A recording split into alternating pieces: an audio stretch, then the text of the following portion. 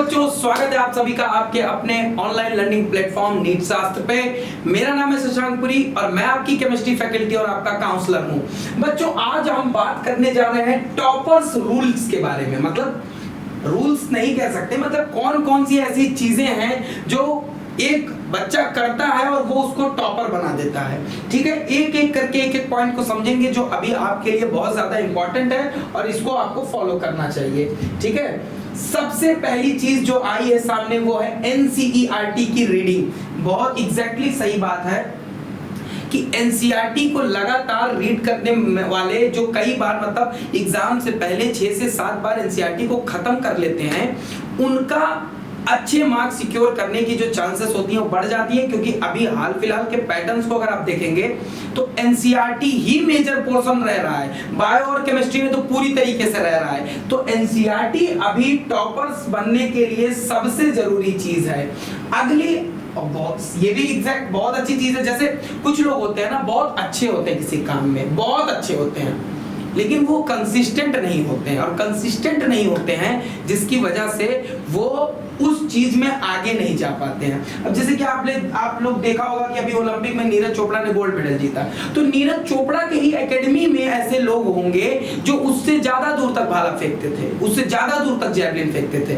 लेकिन नीरज चोपड़ा उनसे क्यों अलग है? क्योंकि नीरज चोपड़ा ने लगातार कंसिस्टेंट रह के काम किया। और जो कंसिस्टेंट रहता है बच्चों, बड़े स्टेज पे वही पहुंच पाता है और वही परफॉर्म कर पाता है। ठीक है, तीसरी चीज है नो डिस्ट्रैक्शन।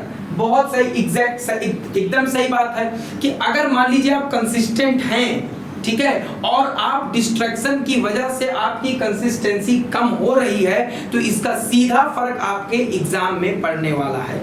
तो अभी फिलहाल के 1 महीने में कोई भी इंसिडेंट हो जाए, भले ही अफगानिस्तान के ऊपर तालिबान ने एक सरकार बना ली हो, चाहे कोई भी इंसिडेंट हो जाए, कोई भी इंसिडेंट आपके एकाग्रता को भंग नहीं करनी चाहिए। क्योंकि बच्चों, हो सकता है कल को यूएन वहां पे आक्रमण करके तालिबान को हटा दे, लेकिन आपका ये जो सिलेक्शन वाला समय चला गया ना, तो वो वापस नहीं आएगा। अगली चीज है बच्चों, बिलीव इन योरसेल्फ। आपको खुद पे विश्वास रखना होगा कि जो आप कर रहे हैं उससे रिजल्ट मिलेगा। कई सारे बच्चे ऐसे होते हैं कि जो अच्छी तैयारी कर रहे हैं, एनसीईआरटी पढ़ रहे हैं, कंसिस्टेंट है, लेकिन वो किसी घटिया सी संस्था के ऐसे टेस्ट पेपर को ट्राई कर लिए जो पूरा एनसीईआरटी से बात। ज्यादातर लोग ऐसे करते हैं अपने पेपर को अच्छा बनाने के लिए ना, कि मेरा पेपर हार्ड था, एकदम ऐसे क्वेश्चन डाल देते हैं जिसका कोई रिलेवेंस ही नहीं हो नीट के साथ, तो वो करते हैं, तो उसमें उनके मार्क्स कम हो जाते हैं। तो फिर उनका खुद पे ऊपर से विश्वास कम होने लगता है कि मैंने क्या पढ़ा है जब मेरे इसमें 600 650 नहीं आ रहा है। तो सबसे पहली चीज अपने ऊपर विश्वास रखना है।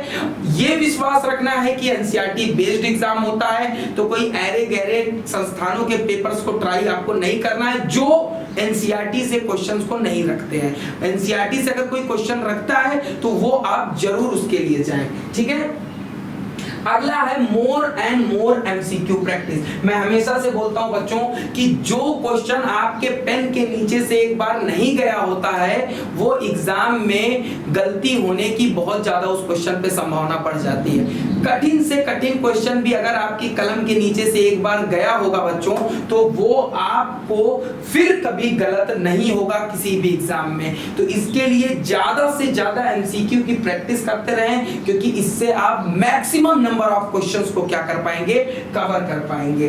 अगला है स्केड्यूल्ड स्टडी करनी है। ऐसा नहीं कि सुबह नाश्ता करने के बाद बैठ गए पढ़ने के लिए, फिर खाना खाते टाइम उठ गए, अब फिर रात में डिनर के टाइम पढ़े और अगले दिन 12 बजे तक सोते रहे। नहीं, भले आप ऐसा बोलेंगे कि सर मैं रोज 6 घंटे पढ़ लेता हूं, मैं कैसे भी पढ़ूं, लेकिन अगर डिसिप्लिन नहीं है, मतलब एक फिक्स टाइम इंटरवल में आप रोज नहीं रिपीटेटिव होके पढ़ते हैं, तो ये भी आपके लिए सही नहीं है बच्चों। क्योंकि हमारा जो ब्रेन होता है ना, अगर वो आप 5-6 दिन किसी टाइम पे पढ़ रहे हैं तो उस समय सबसे ज्यादा अटेंटिव हो जाता है। ठीक है, एक रिदम बन जाता है, लेकिन आप उस रिदम को बार बार तोड़ते रहेंगे तो आप अपना 100% दे ही नहीं पाएंगे कभी पढ़ाई में। ठीक है, अगला है बच्चों रेगुलर रिवीजन। सिर्फ एक बार पढ़ के कितना भी अच्छा कंसेप्ट क्लियर कर लिया, ये चीज जरूरी नहीं है। बहुत जरूरी चीज ये है कि जो पढ़ा हो उसको रिवाइज करते रहे, क्योंकि अगर आप उसको रिवाइज करते रहेंगे तो वो आपके दिमाग से नहीं जाएगा।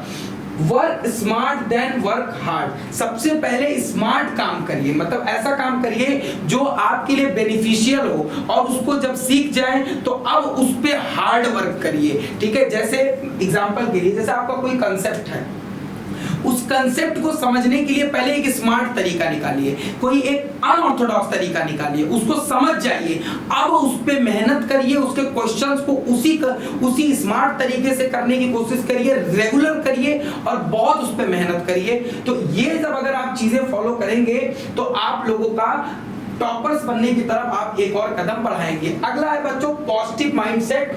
तो ये तो सबसे ज्यादा जरूरी है, ये तो आ जाएगी बिलीव इन योरसेल्फ में ही, कि आपका माइंडसेट जो होना चाहिए वो हमेशा पॉजिटिव होना चाहिए। बच्चों दुनिया में अच्छी चीजें नेचुरल होती हैं, और जो अनएक्सपेक्टेड या खराब चीजें होती हैं वो डेविएशन होती हैं नॉर्मल से। ठीक है, तो आपके साथ अच्छा ही होगा, क्योंकि अगर जो नॉर्मल चीजें होती है वो अच्छी ही हमेशा होती हैं। ठीक है, तो ऐसा माइंडसेट रखिए आप लोग कि सब कुछ एग्जाम में अच्छा ही होने वाला है। साथ में जब आप पढ़ते रहें तो एक ऐसा नोट्स तैयार करें, रिवीजन अभी जब कर रहे हैं, कि 2 पन्ने में या 3 पन्ने में पूरा सब्जेक्ट का एक निचोड़ हो, जिससे आप एग्जाम के एक रात पहले एक बार सारे सब्जेक्ट्स का देख सकें। तो सेल्फ रिटन नोट्स आपको बनाना क्या है बच्चों, जरूरी है। एक कोट है बच्चों कि लहरों से डरकर नौका पार नहीं होती, कोशिश करने वालों की कभी हार नहीं होती है। मतलब अगर बच्चों कोई नौका का मतलब क्या हुआ कि शिप या नाव, अगर लहरों से डर जाएगा वो नाव तो कैसे आगे बढ़ेगा? उसका काम ही है भाई लहरों पे ही बढ़ना। और उसी तरह अगर आपको दिक्कतें आ रही हैं तो अगर उन दिक्कतों से आप हार जाएंगे, आप ये सोच लेंगे कि मुझसे नहीं होगा, तो ये सिलेक्शन की जो आपकी बाधा है उसको कैसे पार करेंगे? तो ये जो आपको प्रॉब्लम आ रही है ना, ये प्रॉब्लम ही आपको अपने ऊपर सवार करके सक्सेस की तरफ भी ले जाएगी। जैसे जो पानी होता है, पानी के जो बहाव की वजह से नाव को दिक्कत तो होती है, लेकिन वही उसको एक जगह से दूसरी जगह पहुंचाता भी है। तो सही इस्तेमाल करना आप सीखिए। ठीक है बच्चों, अगर ये वीडियो आपको पसंद आया हो तो इस वीडियो को ज्यादा से ज्यादा लाइक करें, शेयर करें, हमारे चैनल को सब्सक्राइब करें। अगले ही ऐसी वीडियो में फिर से मिलेंगे आपसे। धन्यवाद।